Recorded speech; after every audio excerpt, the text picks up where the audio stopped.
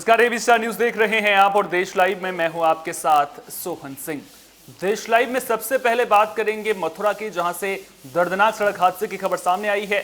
नोहझील थाना इलाके में यमुना एक्सप्रेसवे के माइलस्टोन 65 के पास हुए हादसे में 1 दर्जन से ज्यादा लोगों के घायल होने की खबर है। जानकारी के मुताबिक आपको बता दें कि बस ने गिट्टी से भरे डंपर में पीछे से टक्कर मार दी थी। दरअसल बस कानपुर के अकबरपुर से दिल्ली बदरपुर बॉर्डर जा रही थी। इसी दौरान ड्राइवर को नींद की झपकी आने की वजह से हादसा हुआ है।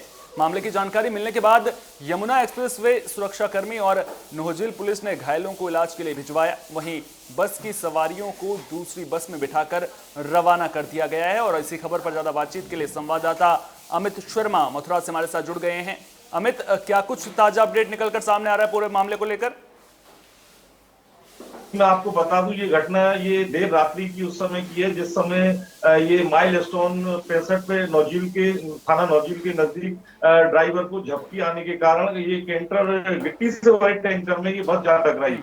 और वहां पीछे से जब बस टकराई तो वहां मतलब ये काफी लोग उसमें जो है इंजर्ड हुए। करीब 1 दर्जन से ज्यादा लोग इंजर्ड हुए। मौके पर तमाम पुलिस फोर्स थाना नौजील और ये उनके रेस्क्यू किया गया। उनको ये रोड से मतलब ये निकाला गया, रोड के जरिए जो है, और फिर उनको नजदीकी अस्पताल में उनको एडमिट किया गया। जी अच्छा, कोई ज्यादा गंभीर स्थिति तो नहीं है ना वहां पर? जो लोग घायल हुए हैं उनकी हालत कैसी बताई जा रही है? क्या कुछ कहना है पूरे मामले को लेकर अस्पताल प्रबंधन का?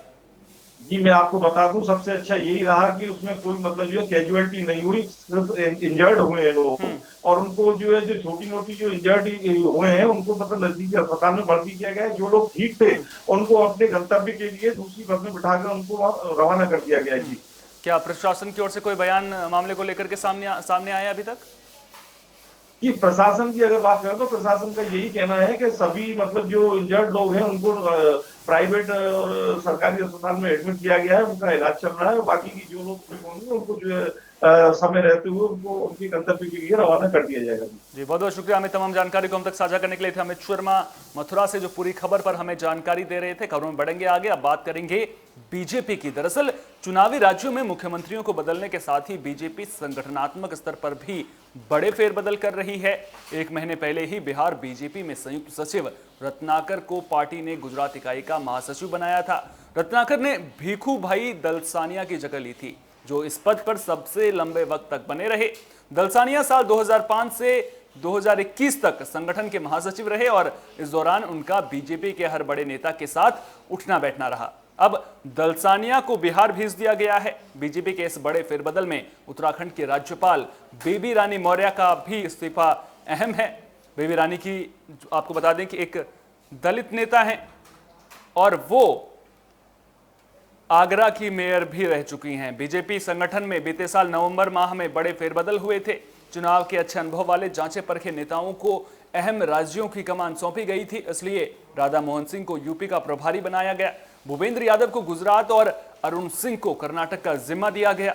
प्रभारी के पदों पर कुछ नए चेहरों को भी बीजेपी ने शामिल किया है। इनमें गोवा के सिटी रवि, उत्तराखंड और पंजाब के दुष्यंत गौतम, त्रिपुरा के विनोद सोनकर, हिमाचल प्रदेश के अविनाश राय खन्ना और मणिपुर के संबित पात्रा भी शामिल हैं। भूपेंद्र यादव और सुधीर गुप्ता को जहां गुजरात का सह प्रभारी बनाया गया है, तो वहीं गुप्ता को उत्तर प्रदेश के कानपुर क्षेत्र में इलेक्शन इंचार्ज की जिम्मेदारी सौंपी गई है। उत्तर प्रदेश में राधा मोहन सिंह के अंतर्गत सत्य कुमार, सुनील ओझा और संजीव चौरसिया को सह प्रभारी नियुक्त किया गया है, जिन्हें पीएम मोदी का करीबी तो माना ही जाता है, साथ में चुनावी प्रबंधन में महारत के लिए भी जाना जाता है। सत्य कुमार को तो हर उस चुनावी राज्य में नियुक्त किया जाता है जहां जंग मुश्किल मानी जाती है। इस साल जनवरी में पीएमओ में पूर्व नौकरशाह अरविंद कुमार शर्मा को यूपी बीजेपी इकाई में बिना शोर शराबे के शामिल किया गया था। शर्मा अब विधान परिषद के सदस्य हैं और फिलहाल राज्य भर में घूमकर वो पार्टी के लिए फीडबैक लाने का काम कर रहे हैं। उत्तराखंड बीजेपी अध्यक्ष को भी इसी साल मार्च में बदला गया था। मदन कौशिक की जगह बंशीधर भगत को कमान सौंपी गई थी। वहीं जून में पार्टी ने शारदा देवी को मणिपुर का नया अध्यक्ष बनाया था, क्योंकि पूर्व अध्यक्ष एस टिकेंद्र की कोरोना से मई में मौत हो गई थी। तो चुनावी राज्यों में मुख्यमंत्री तो बदल ही रही है पार्टी, साथ ही साथ संगठन में भी बदलाव देखने को मिल रहा है। लिहाजा साफ है कि पार्टी जो आगे चुनाव है उनमें किसी भी तरह की कोई कोर कसर नहीं छोड़ना चाहती।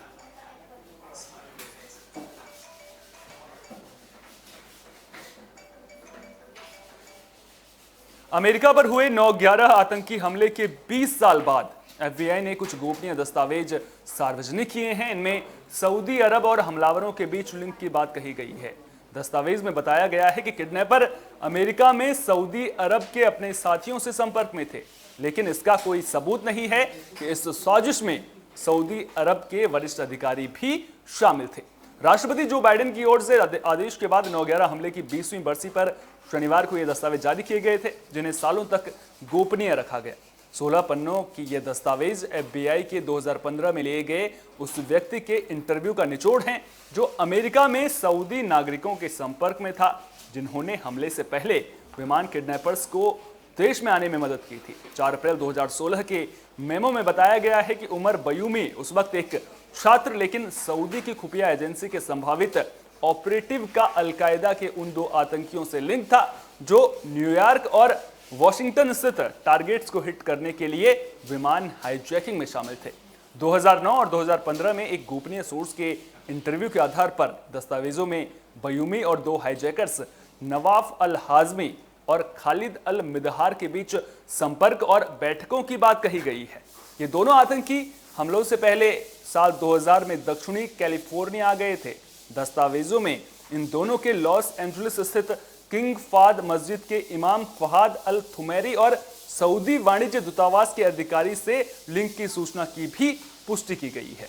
दस्तावेज में कहा गया है कि सोर्स से जुड़े टेलीफोन नंबरों ने कई लोगों के साथ संपर्क का संकेत दिया, जिन्होंने कैलिफोर्निया में रहने के दौरान हाजमी और मिदहार की सहायता की, जिसमें बयूमी और थुमैरी और खुद सूत्र भी शामिल था। सूत्र ने एफबीआई को बताया कि बयूमी की सऊदी वाणिज्य दूतावास में ऊंचा दर्जा हासिल था।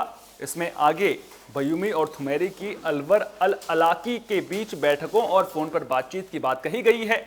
अमेरिका में जन्मा मौलवी यमन में 2011 में ड्रोन स्ट्राइक में मारे जाने से पहले अलकायदा में बड़ा चेहरा बन चुका था। हालांकि दस्तावेजों में इस हाईजैकर्स और सऊदी सरकार के बीच कोई सीधा लिंक नहीं बताया गया है। हमले में मारे गए लोगों के परिवारों ने हाल के हफ्तों में बाइडेन पर दस्तावेज जारी करने का दबाव डाला। वे लंबे वक्त से उन रिकॉर्ड्स को जारी करने की मांग कर रहे हैं जो न्यूयॉर्क में चल रहे उनके मुकदमे में मददगार साबित हो सकते हैं। उनका आरोप है कि सऊदी अरब के वरिष्ठ अधिकारियों की हमलों में मिलीभगत थी। सऊदी अरब सरकार हमलों में किसी भी संलिप्तता से इनकार करती रही है।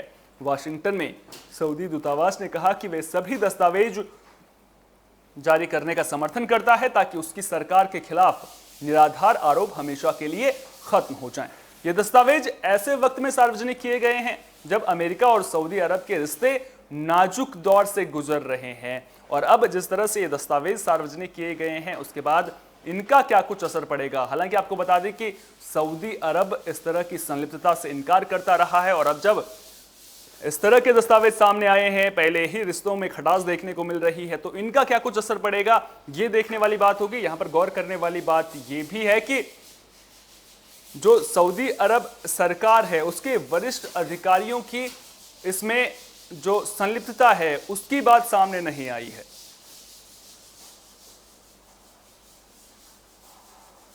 तालिबान सरकार के कार्यवाहक प्रधानमंत्री मुल्ला मोहम्मद हसन अखुंद ने कतर के विदेश मंत्री से मुलाकात की। कतर के विदेश मंत्रालय ने कहा कि शेख मोहम्मद बिन अब्दुल रहमान अल थानी ने मुल्ला महमूद हसन अखुंद से मुलाकात के दौरान देश के नए शासकों से राष्ट्रीय सुलह में सभी अफगान दलों को शामिल करने का आह्वान किया। रिपोर्ट है कि दोनों पक्षों के राष्ट्रपति भवन में हुई बैठक के दौरान द्विपक्षीय संबंधों, मानवीय सहायता, आर्थिक विकास और दुनिया के साथ बातचीत पर चर्चा की गई। कतर के विदेश मंत्रालय के मुताबिक शेख मोहम्मद और तालिबान के प्रधानमंत्री हसन अखुंद ने अफगानिस्तान की स्थिरता को खतरा पैदा करने वाले आतंकवादी संगठनों से निपटने के लिए ठोस प्रयासों और देश में शांति बढ़ाने के तरीकों पर चर्चा की। कतर के विदेश मंत्रालय ने कहा कि शेख मोहम्मद ने अफगान अधिकारियों से सभी अफगान पक्षों को राष्ट्रीय सुलह में शामिल करने का आग्रह किया। मंत्रालय के एक बयान में यह भी कहा गया कि वार्ता में काबुल हवाई अड्डे का संचालन और सभी के लिए यात्रा और यात्रा की स्वतंत्रता सुनिश्चित करने के संबंध में नवीनतम विकास शामिल है। तालिबान ने 7 सितंबर को अफगानिस्तान में कार्यवाहक सरकार की घोषणा करने के कुछ दिनों बाद ये यात्रा हुई है।